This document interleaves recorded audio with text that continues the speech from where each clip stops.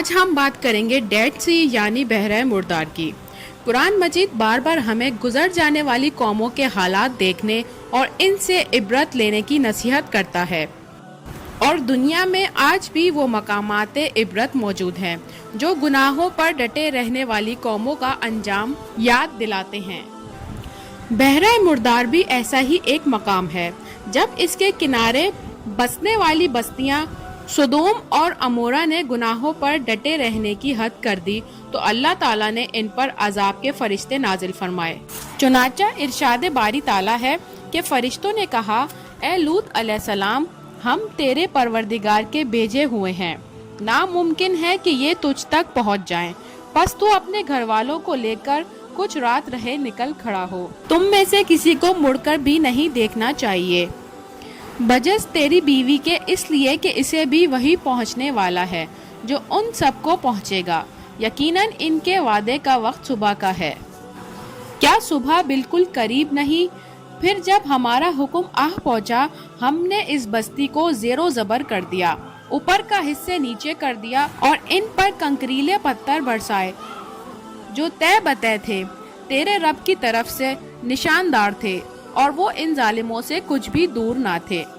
سورہ اعراف میں اللہ تعالیٰ فرماتا ہے، اور ہم نے لوط علیہ السلام کو بھیجا جبکہ انہوں نے اپنی قوم سے فرمایا کہ تم ایسے فحش کام کرتے ہو جس کو تم سے پہلے کسی نے دنیا جہاں والوں میں سے نہیں کیا، تم مردوں کے ساتھ شہوت زنی کرتے ہو عورتوں کو چھوڑ کر، بلکہ تم تو حد سے ہی گزر گئے ہو، اور ان کی قوم سے کوئی جواب نہ بن پڑا بجز اس کے کہ آپس میں کہنے لگے کہ ان لوگوں کو اپنی بستی سے نکال دو، یہ لوگ بڑے پاک صاف بنتے ہیں، سو ہم نے لوط علیہ السلام کو اور ان کے گھر والوں کو بچا لیا بجز ان کی بیوی کے کہ وہ انہی لوگوں میں رہی جو عذاب میں رہ گئے تھے، اور ہم نے ان پر خاص طرح کی مینا برسایا، پس دیکھو تو صحیح ان مجرموں کا انجام کیسا ہوا۔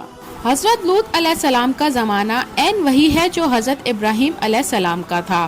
حضرت لوط علیہ السلام کو حضرت ابراہیم علیہ السلام کے نواحی علاقے میں پیغمبر بنا کر بھیجا گیا تھا۔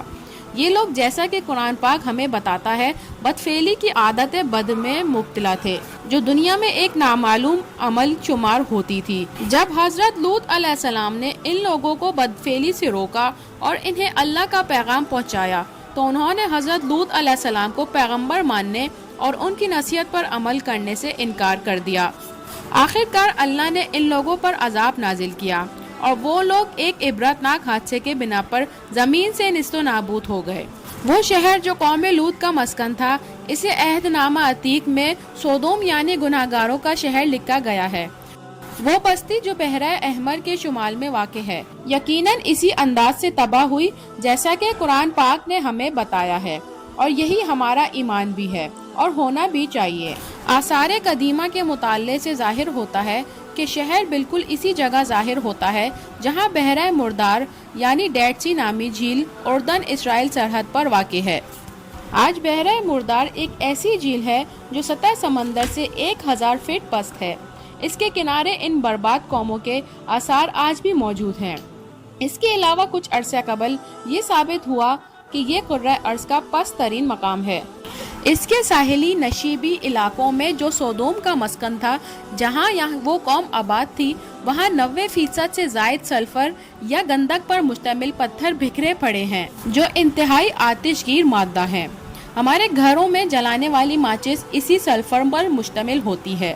یہ چھوٹے چھوٹے پتھر کسی جیو تھرمل ایکٹیویٹی کا نتیجہ نہیں ہے، کیونکہ جیو تھرمل ایکٹیویٹی سے بننے والے پتھروں میں سلفر 40% سے زائد نہیں ہوتا۔ یہاں جا بجا جلی ہوئی چٹانیں اور غار ہیں جن پر جلنے کے اثرات واضح ہیں۔ آج بھی اس علاقے پر ویرانی کا راج ہے، نباتات اور دیگر جاندار نہ ہونے کے برابر ہیں، دور دور تک زمین پر راکھ اور جلنے کے اثرات موجود ہیں۔ اس علاقے میں موجود بحیرہ مردار دنیا میں سب سے زیادہ نمکین پانی کی جھیل ہے۔